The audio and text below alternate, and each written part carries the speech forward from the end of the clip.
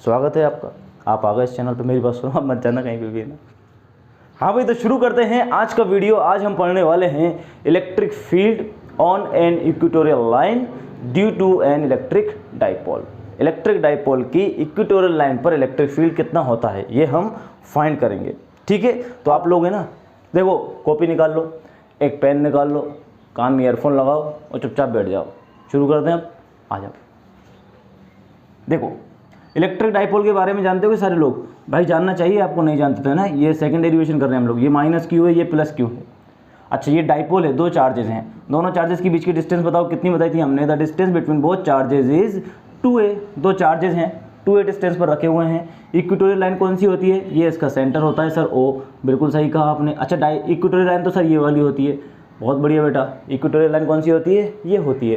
तो equatorial line पर हम कोई पॉइंट P ले लेते हैं, ऑब्जर्वेशन पॉइंट P, जहां हमें इलेक्ट्रिक फील्ड फाइंड करना है इस डाइपोल की वजह से। ठीक है, तो देखो, let's take a observation point P at r distance from the center of the dipole. Now we are going to find the electric field at point P due to an electric dipole. चलो, दो charges हैं, 1 2। हमें पता है क्या लगाएंगे हम लोग? Principle of superposition. इसके लिए क्या करूंगा मैं? अच्छा, यहां पर इलेक्ट्रिक फील्ड निकालना है, तो यहां पर माइनस क्यू की वजह से बेटा इलेक्ट्रिक फील्ड कितना होगा बताओ? ये डिस्टेंस मान लो आप x, और प्लस क्यू की वजह से भी इलेक्ट्रिक फील्ड होगा। ये भी डिस्टेंस कितनी होगी बोलो? x। सर x क्यों होगी बेटा? x इसलिए होगी क्योंकि देख, ये सेंटर पॉइंट है, तो ये डिस्टेंस कितनी है? a। तो ये वाली डिस्टेंस भी कितनी होगी? a, because this is the centre of dipole. ठीक है, ये तो हुआ बेटा हमारा डायग्राम। अब क्या करेंगे हम लोग? इलेक्ट्रिक फील्ड निकालेंगे किसकी वजह से? प्लस क्यू की वजह से। और इलेक्ट्रिक फील्ड निकालेंगे due to minus Q. Then दोनों को ऐड कर देंगे, डेरिवेशन हो जाएगा हमारा खत्म। ठीक है, तो देखो क्या लिखेंगे हम लोग? Electric field at point P due two plus Q charge. बताओ, प्लस क्यू चार्ज की वजह से इलेक्ट्रिक फील्ड किधर होगा? प्लस की वजह से इलेक्ट्रिक फील्ड होता है always away from the charge. पता है नहीं पता? नहीं पता, डिटेल चाहिए, पुराना वीडियो जाके देख लो। हाँ, प्लस की वजह से कितना होता है? अवे फ्रॉम द चार्ज, बस इतना याद रखो। तो प्लस की वजह से इलेक्ट्रिक फील्ड कितना होगा बोलो? इस डायरेक्शन में होगा, अवे फ्रॉम द चार्ज। इसको मान लेता हूँ मैं वेक्टर E1। तो E1 इज इक्वल टू, बताओ कितना होगा? E1 is equal to KQ upon x है तो क्या लिख दूंगा? x²। वेक्टर फॉर्म में लिखना चाहते हैं तो डायरेक्शन क्या होगी बोलो? x की डायरेक्शन में, ये डायरेक्शन। इसके बाद क्या निकालेंगे? Electric field at point P due to minus Q charge. तो माइनस क्यू की वजह से किधर होता है बताओ? Towards the negative charge, towards the negative charge. इसको मान लेता हूं मैं vector E2, towards the negative charge. तो यहां लिखते हैं हम लोग वापस से, electric field at point P due to minus Q charge. Minus Q की वजह से बताओ कितना होगा? E2 is equal to KQ upon x²। Sir आपने क्यों पॉजिटिव क्यों लिया जबकि ये तो नेगेटिव है? बेटा इलेक्ट्रिक फील्ड कैसी क्वांटिटी है बताओ? वेक्टर क्वांटिटी है। वेक्टर में अपन लोग मैग्नीट्यूड लेकर चलते हैं, फिर डायरेक्शन अलग से लिखते हैं। अब देख डायरेक्शन में आ जा, KQ अपॉन x²। बताओ, x डिस्टेंस तो हमने लिए देखो Q से P की तरफ, लेकिन इलेक्ट्रिक फील्ड किधर आ रहा है? x के अपोजिट। इलेक्ट्रिक फील्ड किधर आ रहा है? x के अपोजिट। तो यहाँ पर लिख दूंगा मैं माइनस का x²। तो क्या समझ आया आपको कि इलेक्ट्रिक फील्ड ये तो Q1 की वजह से और इलेक्ट्रिक फील्ड Q2 की वजह से। Q1 और Q2 दोनों अपने को पता है, एक तो है माइनस क्यू, दूसरा है प्लस क्यू। तो E1 इज इक्वल टू आया KQ upon x², KQ upon x²। देखो दोनों का मैग्नीट्यूड सेम है। देखो मैग्नीट्यूड बोलते हैं बेटा इसको, मैग्नीट्यूड क्या है दोनों का? सेम, बट डायरेक्शन क्या है? अपोजिट। तो एक काम करता हूँ मैं यहाँ लिख देता हूँ, magnitude of both electric field are same. इसका मतलब magnitude of E1 is equal to magnitude of E2 is equal to कितना है बताओ? KQ upon x²। ये क्या है हमारे पास में? मैग्नीट्यूड। अब क्या करें भाई? फिजिक्स हो गई यहाँ पर अभी खत्म, थोड़ी सी और फिजिक्स बाकी है। ठीक है, पॉइंट P पर डायरेक्शन आई है बेटा मेरे पास में कितनी? दो। देखो इधर बना रहा हूँ मैं छोटा सा डायग्राम। ये पॉइंट P है, एक इलेक्ट्रिक फील्ड तो इधर आ रहा है और दूसरा इलेक्ट्रिक फील्ड कहाँ आ रहा है? दूसरा इलेक्ट्रिक फील्ड यहाँ आ रहा है। ये लाइन बना दो। अच्छा, ये लाइन बना दो। जब दो वेक्टर्स कुछ एंगल्स पर होते हैं तो फिजिक्स के अंदर हम उनके कंपोनेंट्स करते हैं, और कंपोनेंट्स कैसे करते हैं आपको आना चाहिए। मान के चलो let suppose this angle is theta, so ये एंगल भी क्या होगा थीटा। अगर मैंने यहाँ लाइन ड्रॉ की तो ये एंगल भी थीटा होगा और ये एंगल भी कितना होगा थीटा। दैट मीन्स ये एंगल कितना होगा थीटा और ये एंगल भी कितना होगा थीटा। ये कौन सा पॉइंट है आपका पी पॉइंट। इसको जूम करके मैंने यहाँ बना दिया बस खाली, जिससे मैं आपको कंपोनेंट करना सिखा सकूँ। वैसे आता हुआ आप जिनको नहीं आता उनके लिए ये। अच्छा वेक्टर बेटा E1 इधर है, वेक्टर E1 इधर है, तो इसकी पूंछ पकड़, पूंछ कहाँ है सर ये रही, पूंछ पर 90 डिग्री का एंगल बना दे, ये बना दे देख 90 डिग्री का एंगल बना दिया। तो E1 के कंपोनेंट्स क्या होते हैं कॉस थीटा और साइन थीटा होते हैं। थीटा की डायरेक्शन में कॉस थीटा, परपेंडिकुलर वाला क्या होगा साइन थीटा। तो देख थीटा की डायरेक्शन में क्या हो जाएगा बताओ E1 कॉस थीटा, और ये परपेंडिकुलर ये वाला क्या हो जाएगा E1 साइन थीटा। यहाँ देखो कौन सा आ रहा है बोलो बेटा E2 आ रहा है।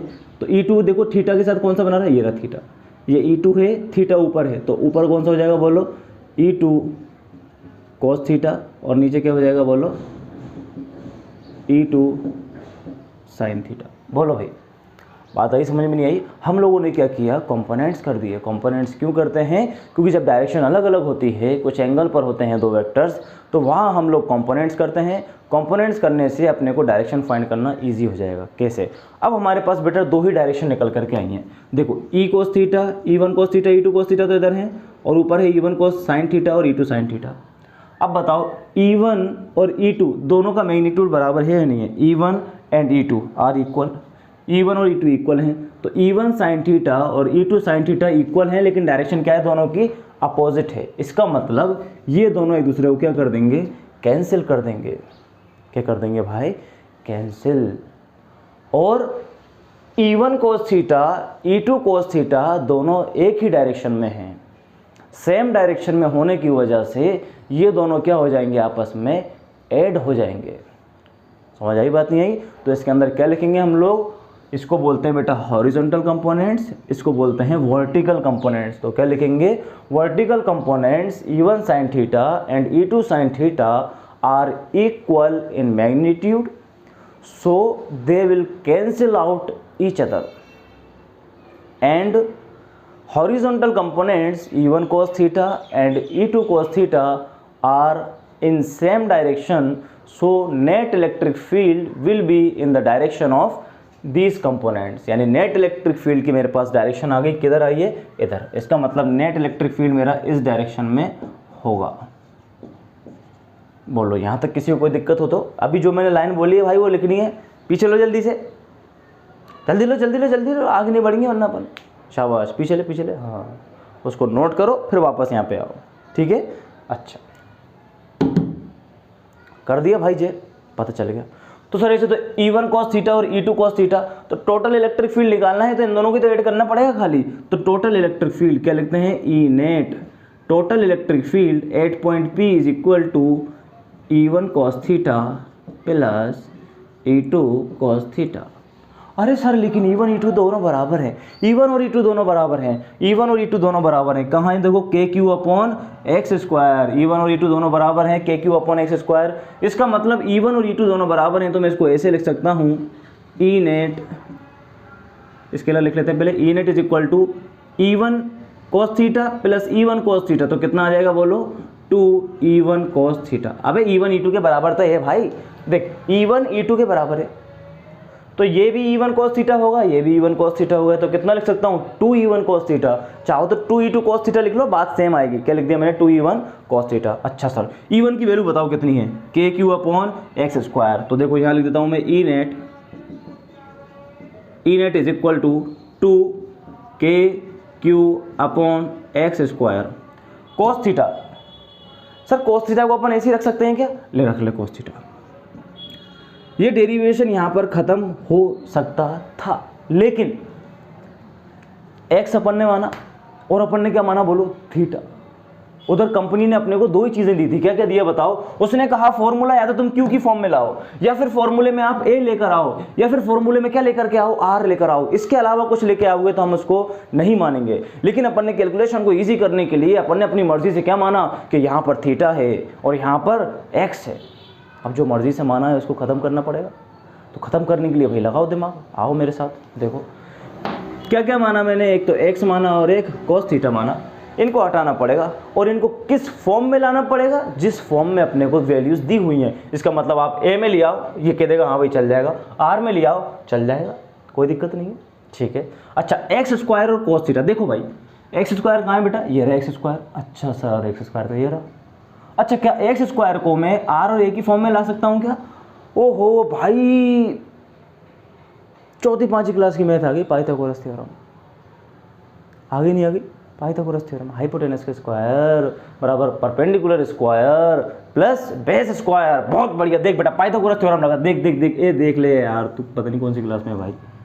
ये देख, ये ट्रायंगल बन गया नहीं बन गया, ये बाबू राइट एंगल ट्रायंगल बन गया एक्स, ये हो गया आर और ये हो गया ए। हाइपोटेनस का स्क्वायर बताओ क्या हुआ? हाइपोटेनस का स्क्वायर का मतलब हो गया x square is equal to perpendicular कितना है बोलो, r square plus base square कितना है, ए स्क्वायर। बहुत बढ़िया सर, मजा आ गया।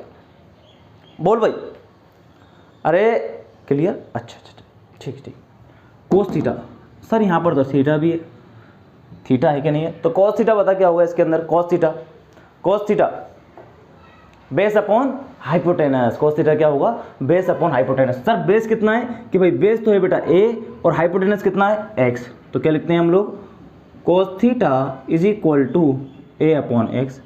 तो एक्स स्क्वायर की जगह अगर मैं आर स्क्वायर ए स्क्वायर लिख दूंगा, ये राजी हो जाएंगे कि भाई ठीक है आर स्क्वायर ए स्क्वायर आ गया, हम खुश हैं, क्योंकि ये वैल्यूज हमारी हैं। कोस थीटा की जगह ए अपॉन एक्स आ गया यार, ए तो चलो मान लिया मैंने, लेकिन एक्स इसमें भी घुस गया। तो यहाँ पर भी अगर मैं एक्स की वैल्यू लिखना चाहूँ तो मेरे बेटे देख, ध्यान से देखना, ध्यान से एक्स स्क्वायर बराबर कितना है बताओ, r square plus a square है। अगर मैं यहाँ से x लिखना चाहूँ तो आर स्क्वायर एक्स लिखना चाहूँ, मतलब x की पावर पहले 2 थी, अब कितनी कर दी 1, तो आर स्क्वायर और ए स्क्वायर की पावर भी कितनी कर दूंगा, आधी। इसकी पावर पहले से ही 1 है, तो इसकी कितनी हो जाएगी बोलो बेटा, हाफ। अबे रूट लेना आता है ना भाई, x इज इक्वल टू क्या हो जाएगा, under root of r square plus a square. Under root का मतलब कितना होता है, पावर कितनी होती है, हाफ होती है। तो ये वैल्यूज लिख दी मैंने। अब क्या करने का अपने को, ये दोनों वैल्यूज इसके अंदर पुट कर देने और आंसर अपन का आ जाएगा। देखो E net is equal to 2 की जगह 2 लिखा सर, k की जगह k लिखा, q की जगह q लिखा, ओहो एक्स स्क्वायर की जगह लिखेंगे हम लोग r square plus a square. Cos theta की जगह लिखो, और सर कोस थीटा की जगह लिख दें, ये ले बेटा a अपॉन में कितना है, r square plus a square की पावर 1/2। बोलो भाई समझ में आई बात नहीं? अच्छा डेरिवेशन किसका कर रहे हैं बताओ हम लोग, डेरिवेशन कौन सा कर रहे हैं हम लोग, ये इलेक्ट्रिक डाइपोल का डेरिवेशन कर रहे हैं। कौन सा कर रहे हैं, इलेक्ट्रिक डाइपोल का। कहाँ पर कर रहे हैं, इक्वेटोरियल लाइन पर। पहले वाले एपिसोड में आपने देखा होगा डाइपोल के जितने भी डेरिवेशन हम लोग करेंगे, सारे डेरिवेशंस में लास्ट में डाइपोल निकल करके आएगा। अभी हम जिंदा हैं, बोल बेटा आएगा नहीं आएगा डाइपोल निकल के? अगर सोच डाइपोल का डेरिवेशन कर रहे हैं और लास्ट में डाइपोल ही नहीं आ रहा, तो काहे का डाइपोल का डेरिवेशन हुआ? तो लास्ट में डाइपोल ज़रूर आएगा, चाहे चैप्टर नंबर 1 में डेरिवेशन करें, चाहे चैप्टर नंबर 2 में। 2 में भी आएगा सर डाइपोल? हाँ आएगा, इसलिए बोल रहा हूँ याद रख ले। डाइपोल का डेरिवेशन आएगा मतलब लास्ट में डाइपोल मोमेंट निकलेगा। और डाइपोल मोमेंट का फॉर्मूला आपको पता होना चाहिए। डाइपोल मोमेंट का फॉर्मूला क्या होता है? डाइपोल मोमेंट का फॉर्मूला होता है P is equal to Q into 2A। Dipole moment का फॉर्मूला क्या होता है? P is equal to Q into 2A। देख साफ साफ दिख रहा है इसके अंदर, तो Q इंटू 2 इंटू A। इसकी जगह मैं क्या लिख दूंगा बोलो भाई, P लिख दूंगा। इसकी जगह क्या लिख दूंगा मैं, P। तो देखो यहाँ लिखता हूँ E net is equal to 2Q, A की जगह क्या लिख दूंगा बेटा मैं, P। तो ऊपर क्या बचा, K P अपॉन। अब देखो गजब की बात, अब देखो भाई, ये देख छोटी सी चीज़ मैं आपको बता देता हूँ, बहुत से लोग नहीं जानते होंगे शायद। x की पावर यहाँ मान लो 2 है, यहाँ x की पावर 3 है, तो बताओ आप कैसे करोगे इसको सॉल्व? x की पावर 2 है और x की पावर कितनी है, 3। कैसे करोगे सॉल्व? कि सर x की पावर 5 हो जाएगी। x की पावर कितनी हो जाएगी, 5। जिनको नहीं आता बस सुन लो, x की पावर कितनी हो जाएगी, 5। कैसे करा, 3 + 2, 3 + 2 कितना हो गया, 5। क्या ऐसा कुछ नज़र आ रहा है आपको कि सर ये क्यों बता दिया, मजे मजे में नहीं बताया? ये देख यहाँ पर देख ले, बहुत से बच्चों को नहीं आता है ना, अपन लेके चल रहे हैं 0 to हीरो वाला कॉन्सेप्ट। अच्छा r square plus a square, इसकी पावर कितनी है बता, 1। और इसकी पावर कितनी है बता, हाफ। ये तो सर सेम है, r square plus a square, r square plus a square, x x, तो पावर क्या हो जाएंगी, ऐड हो जाएंगी। अगर इसकी पावर 1 है और इसकी पावर 1/2 है, तो 1 + 1/2 कितना होता है बताओ, 3/2। देख बेटा 1 + 1/2 कितना होगा, 3/2। 3/2 का मतलब होता है 1.5, 1.5 कितना हो जाएगा, 3/2। 1/1 + 2, इसका मतलब मैं ये लिख देता हूँ r square plus a square की पावर 3/2। बोलो भाई, यहाँ तक किसी को दिक्कत हो तो वो मुझसे बोल सकता है। बोलो, नहीं बोल रहे? यहाँ तक आ गई भाई, बात समझ में नहीं आ गई? आसान है, कुछ नहीं किया। अब आओ आगे, इसको नोट कर लो जल्दी से, रुको रुको मत करो, आगे जगह है अपने पास। अब देख बेटा, डाइपोल मोमेंट का डेरिवेशन कर रहे हैं। डाइपोल मोमेंट को आपको अच्छी तरह से आना चाहिए, आपको अच्छी तरीके से आता होगा। डाइपोल मोमेंट कैसा होता था बताओ? कि सर दो चार्ज होते थे, एक तो प्लस होता था और एक माइनस होता था, मैग्नीट्यूड सेम होता था और बहुत कम डिस्टेंस पर रखे जाते थे, बहुत कम डिस्टेंस पर रखे जाते थे। They are placed at very small distance. इसका मतलब ये हुआ सर कि ये जो 2a डिस्टेंस है ये बहुत कम है। 2a जो डिस्टेंस है बहुत कम है। अच्छा, अगर 2a बहुत कम है तो a तो और भी कम होगी। अगर 2a ही बहुत कम है तो a तो और कम होगी।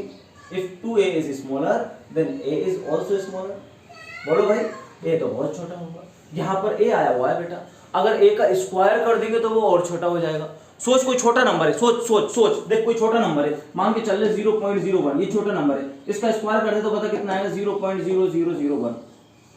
स्क्वायर करने पर ये और छोटा हो जाएगा। इसी तरह देख यहाँ पर a 2a तो बहुत छोटा था तो a तो और भी छोटा हो गया, तो a स्क्वायर तो कैसा हो जाएगा? a स्क्वायर तो और भी छोटा हो जाएगा। a square is very small. और स्मॉल चीजों की फिजिक्स के अंदर कोई भी कदर नहीं है, उनको हम क्या कर देते हैं? नेग्लेक्ट कर देते हैं हमारी सुविधा के लिए। तो क्या लिखेंगे? a स्क्वायर, क्या लिखेंगे? a square is much much less than r square, so neglecting the terms of a square. लिख लो बेटा, इसको लिख लो। So neglecting the terms of a square, तो बताओ यहाँ पर क्या आ जाएगा? E net is equal to KP अपॉन में R स्क्वायर बचेगा बेटा खाली, a स्क्वायर तो 0 हो गया, a स्क्वायर क्या हो गया? 0। तो पावर कितनी लगा दूं मैं? 3/2। या 2 से 2 निकल लिया तो E नेट बराबर क्या बचा? E नेट बराबर तो सॉरी E बचा KP अपॉन R की पावर 3। तो जे आगो बेटा फॉर्मूला। सर जे फॉर्मूला कैसे आगो? जे फॉर्मूला ऐसे आगो, देख P दिया हुआ है, डाइपोल का डेरिवेशन है, डाइपोल ला के रख दिया। R क्या है? डिस्टेंस। और सर ये फॉर्मूला तो मिलता जुलता नजर आ रहा है। किससे मिलता जुलता नजर आ रहा है? देख भाई, ऐसा तो है नहीं तुम दड़ंगबाजी में ये वीडियो देख रहे होगे, है ना? इससे पहले आपको एक्सियल वाला आता होगा तभी आप इक्वेटोरियल पर आए हो। तो एक्सियल पर मेरे को बता दो ना फॉर्मूला कितना होता है? एक्सियल लाइन पर इलेक्ट्रिक फील्ड का फॉर्मूला बता दो कितना होता है? कितना होता है भाई बता दो जल्दी से। 2kp अपॉन में RQ, 2kp अपॉन RQ। और यहाँ पर फॉर्मूला क्या है मेरे पास बताओ? kp अपॉन में RQ। यहाँ पर फॉर्मूला कैसा आया है मेरे पास में? kp upon RQ। इसका मतलब सर एक्सियल लाइन पर इलेक्ट्रिक फील्ड डबल होता है। हाँ, ये क्वेश्चन पूछ लिया जाता है। अगर वो ये कहे कि एक्सियल लाइन पर भाई डबल होता है और इक्वेटोरियल लाइन पर उसका कितना होता है? हाफ होता है, इसका मतलब इक्वेटोरियल लाइन पर कितना होता है? kp upon RQ। दूसरी बात, एक्सियल लाइन पर बेटा अगर आपको याद हो तो डायरेक्शन किधर आती थी? In the direction of the electric field. Direction of electric field, जिधर इलेक्ट्रिक फील्ड था उधर ही डाइपोल था। इन डाइपोल की डायरेक्शन ये थी, वेक्टर p होता है, और इलेक्ट्रिक फील्ड मेरा किसी आया था? इसी डायरेक्शन में आया था। लेकिन यहाँ पर उल्टा है, देखो वेक्टर p तो इधर है लेकिन E नेट मेरा किधर आ रहा है? अपोजिट डायरेक्शन में। तो ये तो हुई बेटा स्केलर फॉर्म। अगर मैं इसकी वेक्टर फॉर्म लिखता हूँ तो E net vector is equal to क्या आएगा? माइनस का आ जाएगा k वेक्टर p अपॉन में r की पावर 3। क्या आ जाएगा? माइनस kp अपॉन में r की पावर 3। इलेक्ट्रिक फील्ड की डायरेक्शन डाइपोल मोमेंट के अपोजिट डायरेक्शन में है और इलेक्ट्रिक फील्ड r की पावर 3 यानी डिस्टेंस के इनवर्सली प्रोपोर्शनल है। डिस्टेंस आप बढ़ाते जाओ, डिस्टेंस आप बढ़ाते जाओ, इलेक्ट्रिक फील्ड कम होता जाएगा। ये तो फॉर्मूला पढ़ते आ रहे हैं भाई शुरू से। इसका ग्राफ भी आप लोगों को आना चाहिए। ये देखो त्रिश, बात आई समझ में नहीं आई? इलेक्ट्रिक फील्ड डिस्टेंस क्या होगा? इनवर्सली प्रोपोर्शनल होगा और कितना होगा? Power cube. क्लियर है भाई? तो ये था बेटा डेरिवेशन हमारा इलेक्ट्रिक फील्ड का ऑन इक्वेटोरियल लाइन। मतलब इक्वेटोरियल लाइन पर अगर मुझे इलेक्ट्रिक फील्ड फाइंड करना है तो उसके लिए अपन को ये पूरी कहानी लिखनी पड़ेगी। इंपॉर्टेंट डेरिवेशन है, ठीक है भाई? नोट कर लिया आप लोगों ने? बहुत ही बढ़िया। अब हम तरंग सीरीज को आगे लेकर चलेंगे। सोच रहे हैं कि आपके लिए एक एक टॉपिक की वीडियोस डाली जाएं। 1 घंटे में आप तिल मिला जाते हो कि सर 1 घंटे की वीडियो तुरंत हटा देते हो। 15 मिनट की देख के कम से कम क्लिक तो करोगे। 15 मिनट की देख के कम से कम सोचोगे तो सही, चलो लो देख लेते हैं, ठीक है भाई? तो एक एक पर्टिकुलर टॉपिक की डाली जाएगी। इसके बाद हम लाएंगे बेटा नेक्स्ट वीडियो किसके ऊपर, torque and force on an electric dipole in a uniform electric field. उसके बाद इलेक्ट्रिक फील्ड के सारे डेरिवेशन खत्म हो जाएंगे, फिर हम बढ़ेंगे आगे की तरफ। उसी के साथ कर देते हैं हम आज का वीडियो खत्म, फिर मिलते हैं नेक्स्ट वीडियो में। चलो इसको नोट कर लो।